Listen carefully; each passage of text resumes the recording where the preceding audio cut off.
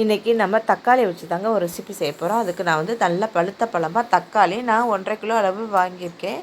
இதை வந்து நல்லா ஈரம் இல்லாமல் நல்லா ஃபஸ்ட்டு வாஷ் பண்ணிவிட்டு நல்லா ஒரு துணியை வச்சு ஒரு துளி தண்ணி கூட இல்லாமல் தொடச்சிட்டு நான் காய வச்சு எடுத்து வச்சுருக்கேன். அதே மாதிரி நல்ல பழுத்த பழமாக எடுத்துக்கணும். காய் எடுத்துக்கிறத விட பழுத்த பழமாக ரெட் கலர் பழமாக இருந்தால் இன்னும் நல்லாயிருக்கும். எனக்கு கிடைக்கல. இப்போ வந்து தக்காளி சீசன் தான், கம்மியாக தான் விற்கிது. இந்த சீசனில் இந்த மாதிரி நம்ம செஞ்சு வச்சுக்கிட்டோம்னா நம்மளுக்கு ஒரு 10-15 நாளைக்கு ஒரு மாதத்துக்கு கூட நம்ம கரெக்டாக செஞ்சோம்னா வச்சுக்கலாம். இப்போ இல்லைன்னா ஒரு 10-15 நாளைக்கு நம்ம சாப்பிட்றதுக்கு நம்ம இட்லி, தோசை, சப்பாத்தி, சாதம் எல்லாத்துக்குமே செம டேஸ்ட்டுக்கு செமையாக இருக்கும்.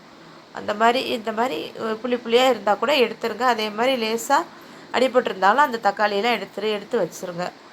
அதுக்கப்புறம் ஒரு கடாயில் 2 ஸ்பூனு கடுகு, ஒரு 1.25 ஸ்பூன் இல்லை 1.5 ஸ்பூன் அளவுக்கு வெந்தயம் போட்டு நல்லா வறுத்துடணும். அடுப்பை மீடியம் ஃப்ளேமில் வச்சுட்டு நல்லா கடுகு வெடிக்கிற போது நம்ம பார்த்து இதை வந்து ஆஃப் பண்ணிவிட்டு எடுத்து ஆற வச்சிடணும். வேறு ஒரு தட்டில் மாற்றி ஆற வச்சு எடுத்து வச்சுக்கணும். இதை வந்து நம்ம பொடி பண்ணிக்க போகிறோம். இதுக்கப்புறம் நான் தக்காளியை வந்து அந்த காம்பு பகுதி எல்லாத்தையும் கட் பண்ணிவிட்டு இந்த மாதிரி கட் பண்ணி எடுத்து வச்சுருக்கேன். இப்போ இது எல்லாத்தையும் நம்ம ஒரு கடாயில் போட்டு நம்ம வதக்க போகிறோம். கடாயில் போட்டுட்டு இதுக்கு தேவையான அளவு புளி, ஒரு 50 கிராம் அளவு புளி, 50லேருந்து 75 கிராம் அளவுக்கு நம்ம போடலாம். அது புளி ரொம்ப புளிக்கிற புளியாக இருந்தால் கொஞ்சம் குறைச்சி போட்டுக்கோங்க. இதுக்கு தேவையான அளவு உப்பு, ஒரு கைப்பிடி அளவு உப்பு போட்டிருக்கேன். போட்டுட்டு நம்ம நல்லா வதக்கி இந்த சட்டியிலே போட்டு நம்ம நல்லா மீடியம் ஃப்ளேம், ஃபஸ்ட்டு ஹை ஃப்ளேமில் வச்சு நல்லா வதக்கணும். இதில் கொஞ்சமாக வெந்தயம் கூட போட்டுக்கலாம், நல்லாயிருக்கும். ஒரு 1/4 ஸ்பூன் அளவுக்கு மட்டும் வெந்தயம் போட்டுக்கோங்க.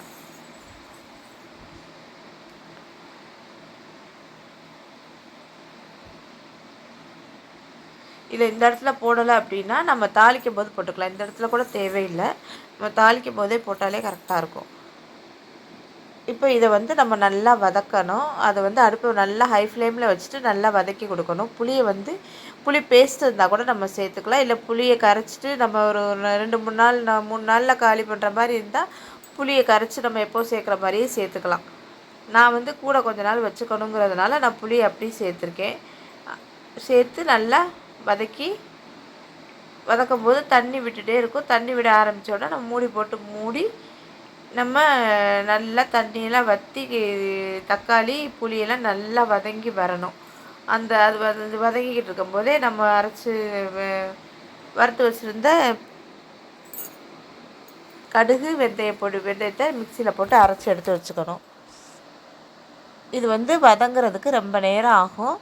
ஒரு 20லேருந்து 30 நிமிஷம் ஆகும். நம்ம கொஞ்சம் பொறுமையாக அடுப்பை மீடியம் ஃப்ளேமில் நல்லா தண்ணி விட்டு வந்ததுக்கப்புறம் மீடியம் ஃப்ளேமுக்கு மாற்றி நம்ம நல்லா மிக்ஸ் பண்ணி கொடுத்து நல்லா வதக்கிக்கிட்டே இருந்தோம்னா நல்லா வதங்கி உங்களுக்கு வந்துடும்.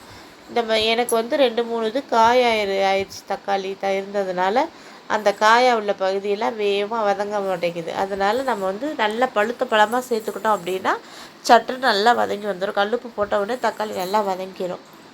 இப்போ வந்து தக்காளி சீசன் தான், கம்மியான விலையில் தான் தக்காளி விற்கிது. தக்காளி விற்கும்போது இந்த மாதிரி தக்காளி தொக்கு ஊறுகாய் செஞ்சு வச்சுக்கிட்டோம் அப்படின்னா இது வந்து நம்ம அப்பப்போ சைடிஷ் இல்லாத நேரத்தில் ஒரு தயிர் சாதத்துக்கோ ஒரு இட்லி தோசைக்கோ சப்பாத்திக்குமே ஒரு ரசம் வச்சு சாப்பிடவோ சாம்பார் சாதத்துக்கு எல்லாத்துக்குமே காம்பினேஷனாக இருக்கும் இந்த மெத்தடில் நீங்கள் செஞ்சு அப்படின்னா.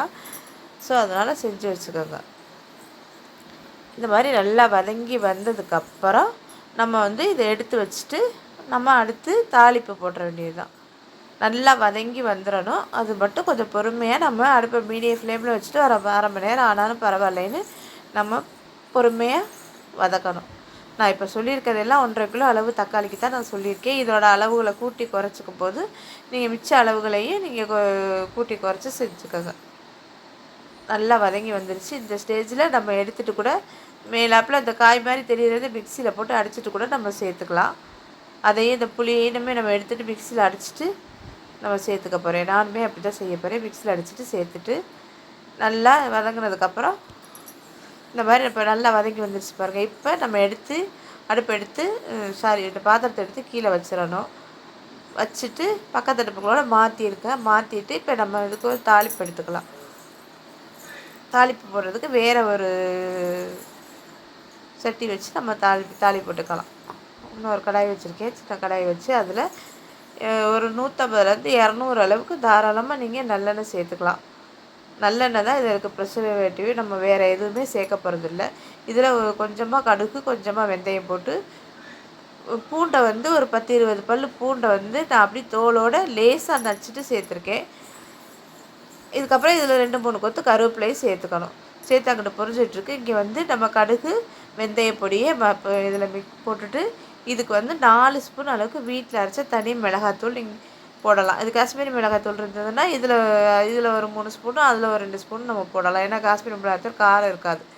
அதை போட்டுட்டு அதுக்கப்புறம் நம்ம இப்போ தாளித்த பூண்டு, கருவேப்பிலை, கடுகு, வெந்தயம் அந்த இதையும் தூக்கி எண்ணெயோடு இதில் ஊற்றிட்டு இப்போ இது வரைக்கும் நான் அடுப்பை ஆன் பண்ணலை. இப்போ அடுப்பை ஆன் பண்ணிவிட்டு நம்ம நல்லா இதை மிக்ஸ் பண்ணி விட்டுட்டு நம்ம இதை நல்லா மிக்ஸ் பண்ணி கொடுத்துட்டு அப்புறம் தான் அடுப்பை ஆன் பண்ணி அடுப்பில் வச்சு ஒரு 10 நிமிஷம் ஓகே தான். 10லேருந்து 15 நிமிஷம் வரைக்கும் மீடியம் ஃப்ளேமில் வச்சு நம்ம கிண்டிக்கிட்டே இருந்தோம்னா நல்லா எண்ணெய் பிரிஞ்சு வரும்.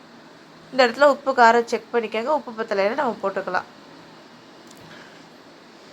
இது தேவைப்பட்டால் கொஞ்சமாக வெல்லம் சேர்த்துக்கலாம். அது உங்களோட ஆப்ஷனில் தான். வெல்லம் சேர்த்தோம் அப்படின்னா புளி, காரம், உப்பு இதை வந்து பேலன்ஸ் பண்ணி கொடுக்கும். நான் சேர்க்கலை. நீங்கள் கண்டிப்பாக சேர்த்துக்கிற உங்களுக்கு தேவைன்னா கொஞ்சமாக சேர்த்துக்கோங்க. சின்னமாக ஒரு கட்டி வெல்லம் சேர்த்துக்கலாம். இல்லைன்னா ஒரு ஸ்பூனு நாட்டு சக்கரை கூட நம்ம சேர்த்துக்கலாம்.